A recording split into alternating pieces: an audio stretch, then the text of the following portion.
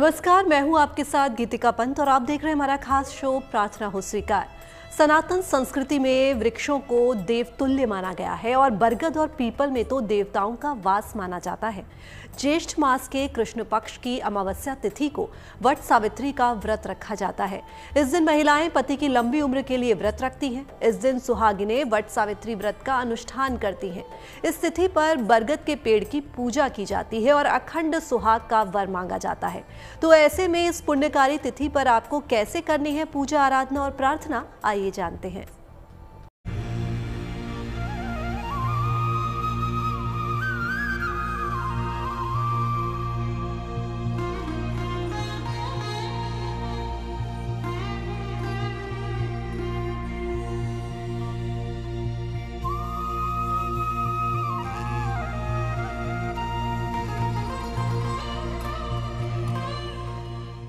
प्रण और समर्पण का व्रत है वट सावित्री,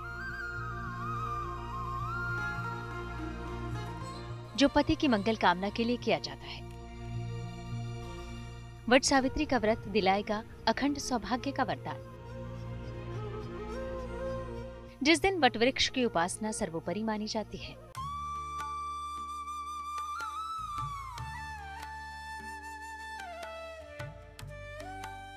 वट वृक्ष जिसमें त्रिदेव के वास की मान्यता है, जिसकी छत्र छाया में संतों को आत्मबल और आत्मज्ञान मिला, जहां की गई तप साधना बन जाती है बेहद खास।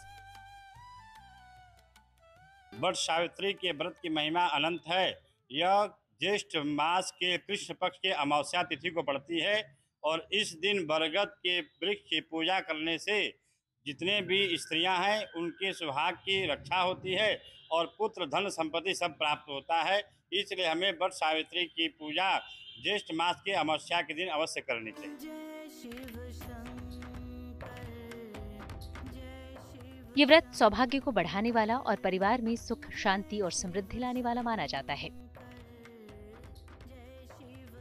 ज्येष्ठ मास की अमावस्या को सुहागिन महिलाएं वट सावित्री का व्रत करती हैं। समूह में एकत्रित होकर वट वृक्ष की परिक्रमा करती हैं। अखंड सुहाग के साथ साथ पति की सफलता की कामना करती हैं।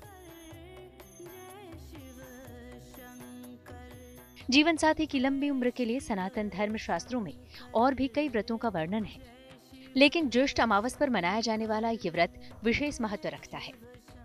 वट वृक्ष की पूजा, चूंकि वट जो बरगद का वृक्ष है उससे अनंत फल प्राप्त होते हैं, उसके अनंत पुण्य हैं, जिससे कि हम जब व्रत करते हैं उसका पूजा पाठ यथो विचार से करते हैं। जैसे कि उसमें चंदन, पुष्प और वस्त्र लपेटते हैं, जिससे कि हम अपने पति और सौभाग्य की प्राप्ति करते हैं। वट सावित्री व्रत के दिन अगर शुभ मुहूर्त पर वट वृक्ष की पूजा की जाए तो वैवाहिक जीवन में सुख, शांति और समृद्धि का वास होता है। हिंदू पंचांग के अनुसार वट सावित्री व्रत ज्येष्ठ माह के कृष्ण पक्ष की अमावस्या तिथि को मनाई जाती है। इस बार अमावस्या तिथि की शुरुआत 26 मई को दोपहर 12:11 पर होगी। इसका समापन 27 मई को सुबह 8:31 पर होगा। उदया तिथि के अनुसार वट सावित्री व्रत 26 मई को ही रखा जाएगा। तो चलिए पहले जान लेते हैं कि आखिर क्यों वट सावित्री का व्रत मनाया जाता है और इस दिन क्यों वट वृक्ष की पूजा की जाती है। बरगद का वृक्ष एक दीर्घजीवी विशाल वृक्ष है। हिंदू परंपरा में इसे पूज्य माना जाता है। अलग अलग देवों से अलग अलग वृक्ष उत्पन्न हुए। उस समय यक्षों के राजा मणिभद्र से वट वृक्ष उत्पन्न हुआ। यह वृक्ष त्रिमूर्ति का प्रतीक है। इसकी छाल में विष्णु, जड़ में ब्रह्मा और शाखाओं में शिव का वास माना जाता है। जिस प्रकार पीपल को विष्णु जी का प्रतीक माना जाता है, उसी प्रकार बरगद को शिवजी माना जाता है। ये प्रकृति के सृजन का प्रतीक है, इसलिए संतान के इच्छित लोग इसकी विशेष पूजा करते हैं। ये बहुत लंबे समय तक जीवित रहता है। इसे अक्षय वट भी कहा जाता है। वट वृक्ष पर हर वक्त माता लक्ष्मी का निवास होता है। वट की लटकती शाखाओं को सावित्री स्वरूप मानते हैं, इसलिए ये पूरा पेड़ पूजनीय हो जाता है। अखंड सौभाग्य और आरोग्य के लिए भी वट वृक्ष की पूजा की जाती है। अक्षय वृक्ष है वट वृक्ष। जिस तरह पीपल को विष्णु जी का प्रतीक माना जाता है, उसी तरह बरगद को शिव जी का प्रतीक माना जाता है। यूं तो हर पेड़ पौधे को उपयोगी मानकर उसकी रक्षा करने की परंपरा है, लेकिन वट वृक्ष या बरगद की पूजा का खास महत्व बताया गया है। यही नहीं, प्रयाग में गंगा के तट पर स्थित अक्षयवट को तुलसीदास जी ने तीर्थराज का छत्र कहा है। वट वृक्ष के नीचे सावित्री ने अपने पति को पुनः जीवित किया था। तब से ये व्रत वट सावित्री के नाम से भी जाना जाता है। शास्त्रों में वट वृक्ष की पूजा का विधान बताया गया है। वट वृक्ष की पूजा से सौभाग्य की प्राप्ति होती है, स्थायी धन और सुख शांति की प्राप्ति होती है, जीवन में खुशहाली और संपन्नता आती है। बरगद का वृक्ष निरंतर अपना दायरा बढ़ाता रहता है। मान्यता है कि इसकी वृद्धि की तरह ही आपके पुण्य कर्मों में भी वृद्धि होती है। बरगद की पूजा करने से अक्षय पुण्य की प्राप्ति होती है, यानी आपको ऐसा पुण्य मिलता है जिसका कोई अंत नहीं होता। अखंड सौभाग्य और आरोग्य के लिए भी वट वृक्ष की पूजा की जाती है। शास्त्रों में वट वृक्ष 4 तरह के बताए गए हैं: अक्षयवट, पंचवट, वंशीवट, गयावट और सिद्धवट। इनमें 4 वट वृक्षों का महत्व अधिक बताया गया है। ऐसा कहा जाता है कि इनकी प्राचीनता के बारे में कोई नहीं जानता। भगवान शिव जैसे योगी भी वट वृक्ष के नीचे ही समाधि लगाकर तप करते थे। इस साल वट सावित्री व्रत पर कई शुभ संयोग बन रहे हैं। आपको कैसे करनी है बरगद के पेड़ की पूजा? अगर सुहागिन महिला पहली बार इस व्रत को कर रही हैं, तो आपको कैसे करनी है पूजा उपासना, पूजा के लिए कैसे करनी है तैयारी, ये सब हम आपको बताने वाले हैं। आप बने रहिए प्रार्थना हो स्वीकार के साथ। और चलिए अब जानते हैं कि वट सावित्री का व्रत इतना महत्वपूर्ण क्यों बन जाता है। मान्यता है कि एक ऐसा व्रत है जिसे करने के बाद उसका फल जीवन भर मिलता है। इस व्रत का उल्लेख स्कंद पुराण में भी मिलता है। मान्यता है कि सती सावित्री ने इसी व्रत को करके यमराज से अपने पति का जीवन वापस पाया था। तभी से वट वृक्ष को चिरंजीवी माना जाता है।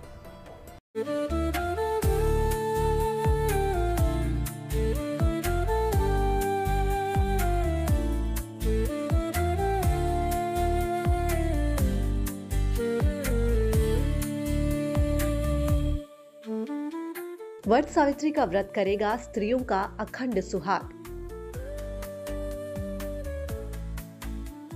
परमेश्वर से सौभाग्यवती भव का मिलेगा वरदान, क्योंकि बरगद के वृक्ष में कई देवताओं का वास माना गया है। हालांकि इस व्रत को कुंवारी लड़कियां भी रखती हैं और वट यानी बरगद के वृक्ष का पूजन करती हैं। ये व्रत स्त्रियां अखंड सौभाग्यवती रहने की मंगल कामना के साथ करती हैं। वट सावित्री के व्रत पर सुहागिन महिलाएं भगवान शिव, माता पार्वती, भगवान यमराज के साथ साथ सावित्री और सत्यवान की भी पूजा करती हैं। बरगद के वृक्ष पर सूत का धागा लपेटकर अखंड सौभाग्य की कामना करती हैं। विशेषतः वट सावित्री जो व्रत है, यह सुहागिन स्त्रियों के लिए कहा गया है।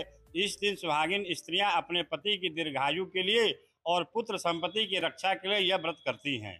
और इस दिन प्रातः काल ब्रह्म मुहूर्त में उठकर स्नान संध्या करके बरगद के वृक्ष के नीचे सत्यवान और सावित्री की मूर्ति या हम लोग तस्वीर रखकर भगवान की पूजा, भगवान विष्णु की भी पूजा करें और उसमें बरगद के वृक्ष में जल देकर उसमें चंदन, कुमकुम और पीले वस्त्र 7 बार फेरा करें और बरगद की 4 फेरा करते करते हम लोग 7 फेरा वस्त्र भी उनको पहनाएं।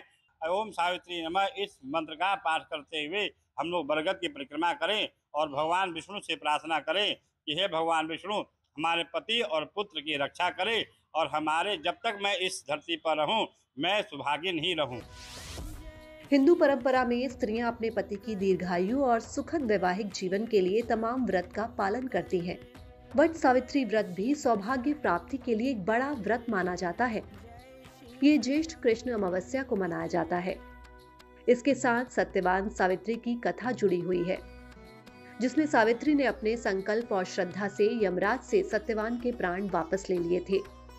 महिलाएं भी संकल्प के साथ अपने पति की आयु और प्राण रक्षा के लिए इस दिन व्रत और संकल्प लेती हैं। इस व्रत को करने से सुखद और संपन्न दाम्पत्य का वरदान मिलता है। वट सावित्री का व्रत संपूर्ण परिवार को एक सूत्र में बांधे भी रखता है। कहा जाता है कि मार्कंडेय ऋषि को भगवान कृष्ण ने बरगद के पत्ते पर ही दर्शन दिया था। ऐसी मान्यता है कि इसलिए बरगद के वृक्ष की पूजा करने से मनवांछित फल प्राप्ति होती है। वट वृक्ष को ईश्वर माना जाता है, इसीलिए इसकी पूजा उपासना से कई तरह की समस्याओं का अंत भी संभव है। तो चलिए जानते हैं कि वट सावित्री का व्रत जो इतना पुण्यकारी है, उसकी पूजन विधि क्या होगी।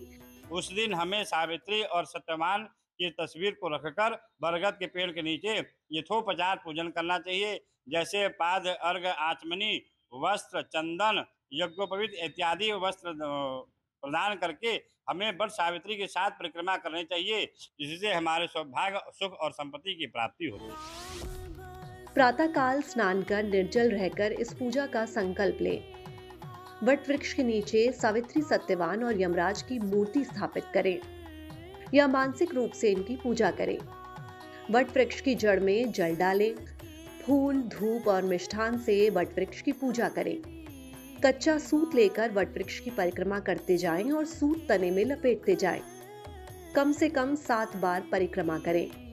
हाथ में भीगा चना लेकर सावित्री, सत्यवान की कथा सुने। वट वृक्ष की कोम्पल खाकर उपवास समाप्त करें। इस दिन सावित्री और सत्यवान की कथा सुनने की परंपरा है। मान्यता है कि इस कथा को सुनने से मनचाही मुराद पूर्ण होती है। आगे हम आपको वो कथा भी सुनाएंगे जिसने इस पर्व को पति और पत्नी के अटूट रिश्ते को हमेशा के लिए अमर कर दिया।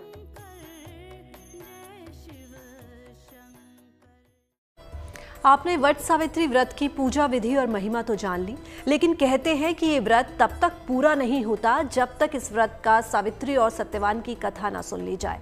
तो चलिए आपको भी सुनाते हैं सती सावित्री की वो कहानी जिसने यमराज को भी सत्यवान के प्राण लौटाने को मजबूर कर दिया था।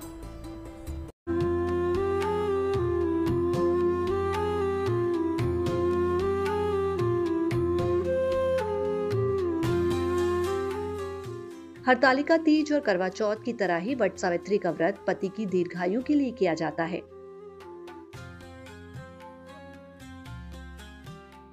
वट सावित्री के व्रत में जितना महत्व पूजन विधान का बताया जाता है, उतना ही महत्व इस दिन सत्यवान और सावित्री की कथा सुनने का भी बताया जाता है।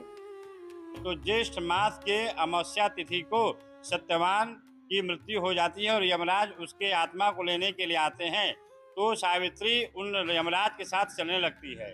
तब यमराज कहते हैं कि हे पुत्री, तुम मेरे साथ मत चलो, तुम्हारा अभी समय नहीं हुआ है।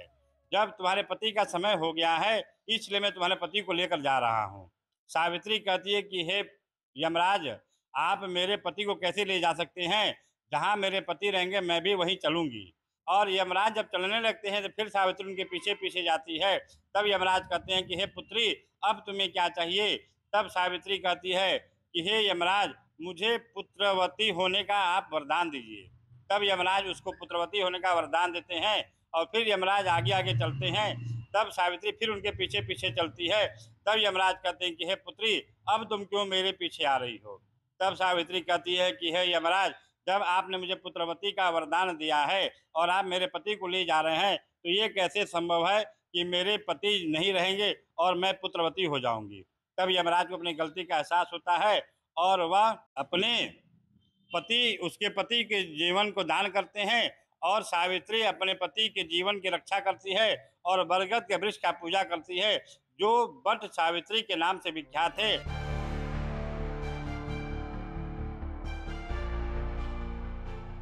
सावित्री की कथा कहती है, मद्र देश में अश्वपति नाम के धर्मात्मा राजा राज्य करते थे।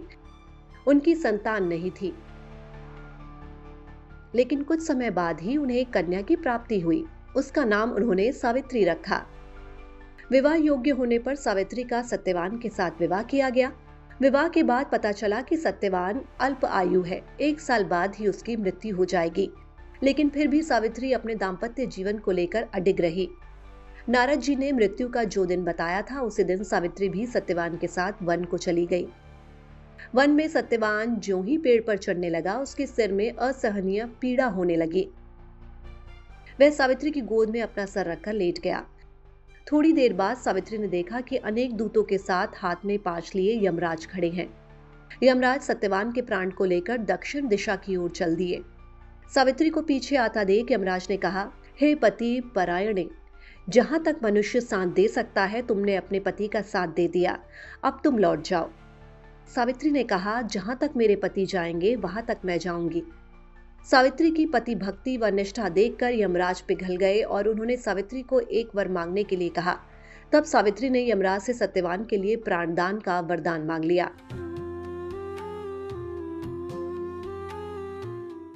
तो कल परम सुखद योग में विधि विधान से कीजिए आप भी वट सावित्री का व्रत, आपको मिलेगा अखंड सौभाग्य का वरदान। प्रार्थना हो स्वीकार में आज के लिए बस इतना ही। बाकी देश और दुनिया की तमाम पॉजिटिव न्यूज के लिए आप बने रहिए गुड न्यूज टुडे पर। नमस्कार।